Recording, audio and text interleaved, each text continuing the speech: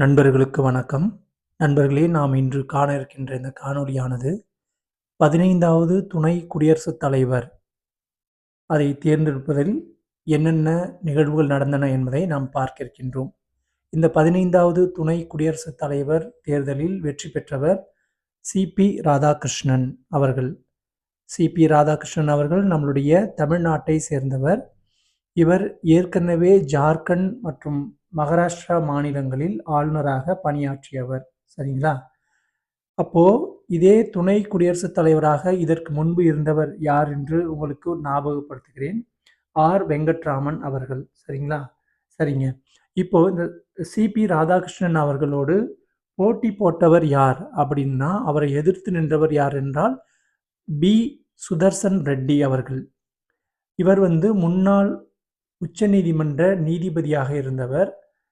கேரள மாநிலத்தினுடைய முதல் லோக் ஆயுக்தா தலைவராக இருந்தவர். சரிங்களா?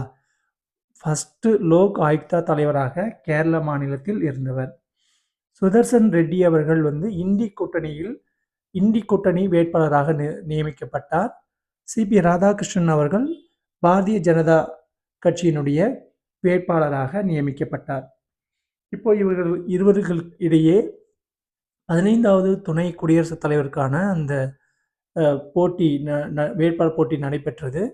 இந்த போட்டியில் பார்த்தீங்கன்னா மொத்தம் 788 எம்பிக்கள் நம்மளுடைய நாடாளுமன்றத்தில் இருக்கிறார்கள்.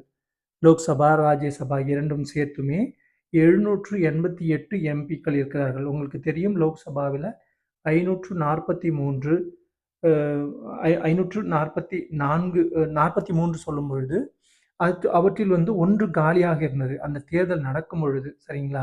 543 நம்முடைய லோக்சபா, 250 ராஜ்யசபா. அது நடக்கும் பொழுது 5 காலி இடங்கள் இருந்தன.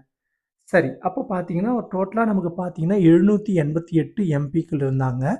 அதில் 7 காலி இடங்கள் போக மொத்தம் பார்த்தீங்கன்னா 781 பேர் தான் வந்திருந்தாங்க அப்போ அந்த சமயத்தில். அப்படி இருக்கும்போதும் நீங்கள் பார்த்தீங்கன்னா பிஜேடி, பிஆர்எஸ் அப்படின்ற 2 கட்சிகள் இந்த 15வது துணை குடியரசுத் தலைவர் இந்த தேர்தலில் தேர்வுக்கு புறக்கணிப்பு செஞ்சுட்டாங்க. இந்த தேர்தலில் அவங்க என்ன பண்ணிட்டாங்க, ஓட்டெடுப்புக்கு நாங்கள் பங்கேற்க மாட்டோம் அப்படின்னு சொல்லிட்டாங்க.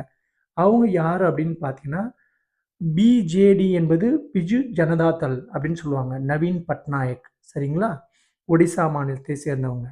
உங்களுக்கு தெரியுங்களா, பிஜு ஜனதா தளுடைய அந்த கட்சியினுடைய சின்னம் சங்கு. சரிங்களா? அடுத்து பார்த்தீங்கன்னா, இவங்க ஒடிசா மாநிலத்தில்